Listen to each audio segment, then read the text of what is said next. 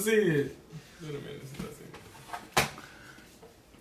Alright, what's going on, everybody? This is Jonathan Evans. Blair Mingo. Here with Pulpotv. AKA Mr. Mingo is here. You know, I gotta say that. Oh, and AKA Famous Fan. Man, come on. You don't have to be a copycat. Oh, people are so childish. But anyway, let's jump right into this because we're doing a new little thing with our show. Let us know if you like it. Let's go.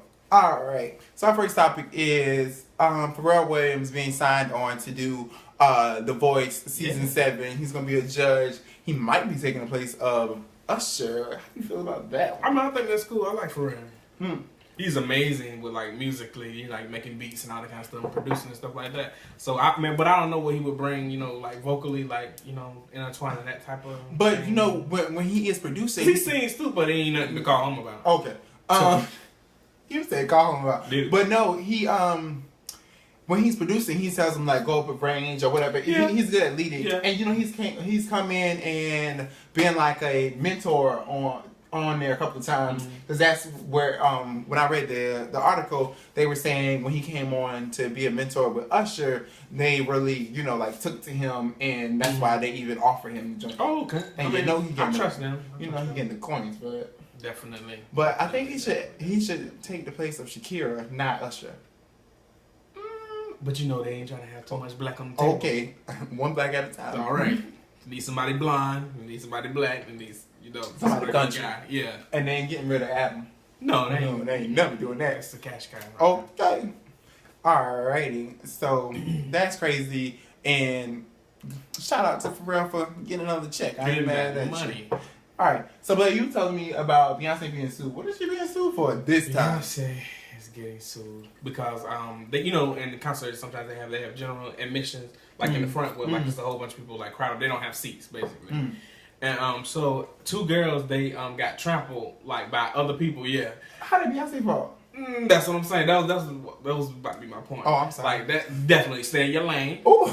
Let me finish the story. Go ahead. But yeah, I feel like that's not Beyonce's problem. She at the backstage, when warm up and putting her shoes on, trying to get ready for the show. She does not control security. She does not control general admission. She does not do that stuff. So if you want to sue somebody, you need to sue the stadium, and, the arena or whatever you want to call it. And whoever was hired at that point in time to do security, that had nothing to do with her. If that be the case, then we should sue her for girls out here looking ratchet, singing a damn drunken love song. I guess. I mean, but then again, they might be trying to get money though. I mean, when you sue somebody, you try to sue the biggest. I understand that. Get coins is coins, but if you was at her show, you obviously a fan of her. So why are you now trying to kill her at the same? You know what I'm saying? Like you got trampled. That probably hurt her a little bit. If she's like sensitive like that. If you need to sue anybody, you need to sue the people who trampled you. You need to figure out who Nike's check is on the back of your back and sue them. You can't sue Beyonce because somebody at her concert. I thought that was great. What you gonna do? If somebody raped you at the Beyonce concert, was you gonna sue Beyonce for that? That's not her fault. They ain't gonna get no money because Beyonce got good lawyers. Definitely. She shut it down. Shut it down or pay him off, and then we will never hear nothing. You'll never hear about it. They're gonna have to sign like a what is it when you can't talk? A gag order when you have to sign paperwork that you can't speak to anybody. You can't speak to anybody about the issue. Definitely. So let's talk about matter of fact, it's time for a Pulpotv segment. I think it's time for one. Okay. I didn't know where he was going with it. I didn't know. It's time for a Pulpotv segment. This segment is what you should have did. What you should have did. Cause bitch, you did the wrong thing. Okay, so this week at Fort Hood in Texas, a crazy man, That's crazy. A crazy man went on a shooting rampage for 8 minutes and shot up to 2 city blocks. He shot and killed 3 people, wounded, I just want to make sure, don't judge me for looking down, he wounded 16 and then shot and killed himself. Now, the report is showing that he was upset because when his mom passed away in November, he only got a 24-hour leave. And leave is when you're available to leave base and go wherever you want to go. He only got 24 hours to go to his mom's funeral. And then a couple of days or a week before this incident happened, he put in for another leave. And records are showing that it's not on records that if his leave got approved or denied. So whatever he put in a leave, nobody knows if he got approved or not. And then 2 weeks or a couple of days later, he went on his rampage. So clearly it was denied. Okay. Now, military, y'all wrong for only giving this man 24 hours for his mama's funeral. That's fucked up. Definitely. Okay, but sir, what is your fucking name?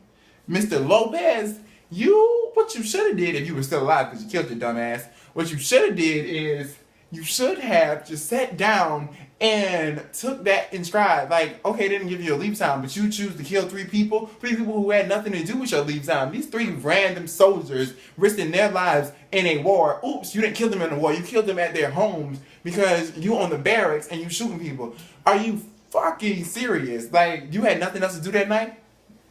I mean, you could have called your girl, somebody, and vented. Like, you felt as though getting a gun and shooting for 8 minutes for 2 city blocks wide. You know how much shooting that is? And you in the military, you don't tell them what kind of gun you got. You probably got the biggest of guns, because I know. Yeah. Bro, this happened at Fort Hood in Texas. The same barracks that my friend lives in. She lives 2 blocks away. And I promise you, if you had to shot her ass, if you didn't shoot yourself, I was going to shoot you. Because, okay, I don't got time. Like, what do you think about it? What you should have did? You should have just shot yourself, period. Shot yourself in the comfort of your own home. Why you out here? Like, no, if you... At the end of the day, Blair, he shot and killed himself. So if you're going to shoot and kill yourself, just shoot and kill yourself. You got to kill all us with you. Yeah, I mean, I see where you coming from with it, but I feel like, you know, like when somebody's going through something like that, when your parents pass, especially somebody you're really close with, like I'm just thinking about it, you know, from his point of view, he's probably very distraught about it. I mean, and plus, you know, I don't know if you have PDS, you know, what post traumatic stress, you know, going on or what, because like mentally, you know, your brain can just, you know. This happened, but his mom passed in November. Not to say. I already know it was in November. I mean, but still, you know, I'm not justifying what he did because that was wrong. But he should have like not been there. He should have been there. He should have asked them, "Hey, I need to go home. I'm not mentally capable of this. Like I can't do it. No, like I'm breaking down." Both my brothers in the military, and to think that they're and neither one of them are overseas right now. My brother is going overseas, but neither one of them are overseas right now. To think that you're on your barracks, and now I still got to worry about you on your barracks. I worry about my brother when he's overseas, but now. We got crazy people who don't get what they want, so they're gonna shoot up stuff. Dang, can a family member or can a person get a day off from being worried that they're gonna die? Like, excuse me, guys. Like, I mean, but then that makes me think, like, what are the Army officials doing? Like, are they not counseling, you know, their people and making sure they're mentally sound? Like, what's going on? That is true. Like, we need to look at them too. Because everybody needs to. I hear stories. Okay, because I hear stories. That's not right. They need to get it together. Because, like I said, like, please. Because a lot of those people aren't mentally stable. I don't know if it's after, you know. After they leave. Yeah, or what. But they need to start. Doing something. Yeah. Some counseling. You can do something. You can start testing these people. You know, to make sure they're okay. It needs to be a little bit harder. I feel like, I know what it is, y'all. After every, what they call it? Trip. Deployment. Yeah, after every one, they need to get tested. I don't know if they do already. Y'all might have to write in and tell us. Yeah. I don't know. But I think they should be evaluated every time they come back to make sure that these people are ready to go back into these like crazy normal situations. Lives. Yeah. Normal lives and back into of course the field. That's what's that. Because that probably would have saved a lot of lives. Because you said 3 people died. 3 people died. That's crazy. That ain't no. At home. And think about it, they probably was walking around that morning. They never thought that they would have been, you know. Because you ain't dead. Yeah, you think about that stuff when you going out and doing stuff for the military. You at home. And you probably think it's very safe. You know what I mean? You on base. We holding us down. Yeah. Little do we know, one of our own gonna come shoot us. That is so foul. Oh, man. And I just can't. That hurt my soul a little bit. Well, where the Army should have been was in Malibu, California, where they found a ton of marijuana in a boat. Wow. Like, what's going on? First of all, who left that weed? Okay. I definitely don't understand that. First of all, and why nobody found it like a normal person? You know, if a normal person found a ton of weed on a boat, and when I tell you the boat was like, this is the sand, this is the boat. The boat was just so close to being that's like, crazy. Yo. It probably was like a lucid, I'm just thinking like off of the movie, but it might have been like a drug deal gone wrong or something. Gone bad. And they killed the people. And I don't know, some way the weed got nothing. All I know is that's crazy to me. A ton of weed. It was supposed to. Jeez Louise. I wonder, was it like one of those little small, like little banana boats or not? It was like, yeah. It was, or no. Or no. But they said it was 910 kilos. See, I ain't no weed smoker. I don't buy. No, I don't do that. I don't buy weed, so I don't know how much a kilo of weed is. Mama, she's watching. I don't know how much kilo of weed is, but I don't know. I feel like it's a lot. In my mind, I feel like, okay, y'all know the boat, the little banana boats that you roll. I feel like it was like the whole bottom was filled with weed. Yeah, like big bricks. I feel like it was filled with weed. Bricks of weed, riddled with weed. But California is legal to have weed, so why are you now smuggling weed in? Like, are you serious? But they got 3 people in question, and they going to jail because a ton of weed. Like, okay, I can see. Because it's definitely coming from somewhere else. It's not medical. You know what I mean? Which is what's legal. What's legal, yep. You good. Yeah. But no, they going to jail for sure. So, y'all, forgive me for looking at this paper, but you're going to be all right. What else?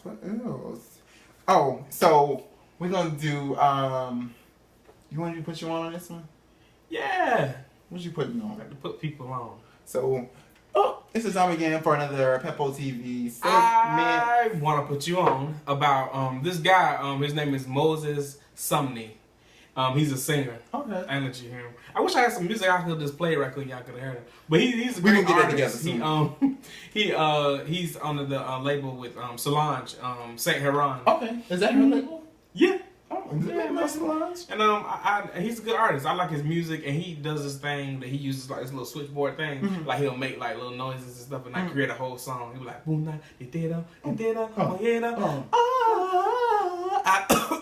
well, not like that, but like music and like make a whole track. I don't know. Noises. I don't know. It's cool. Well, check him out. Dwell in the Dark. That's one of his songs. Y'all go research that and get put on to the new put on. Man. Stop listening to Drake all the time. All the damn time. And Rick Ross. It's other people out trying to make it. Okay. Get these independent on. So, you guys, what we're gonna do now is end it on a good note, on a hot topic. So my thing is this week is I might need a little hymn in the background. Okay. God is still in the blessing business. I don't know whether you know, but He is. You definitely have to try Him. I need you to pray, have faith, and continue to.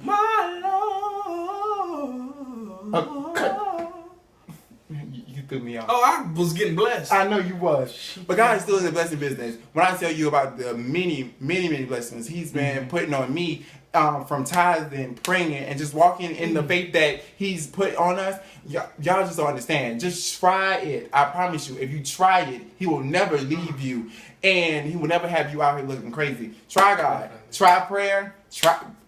Please do tithes, and your blessings will overflow. That sound is the end of Pulpotv for the day. You have a word in your spirit. I know. Pulpotv. And we'll be back later on this week with another episode. Definitely. Because you've seen us. Now you know us. Now tell somebody. Why don't you? See ya.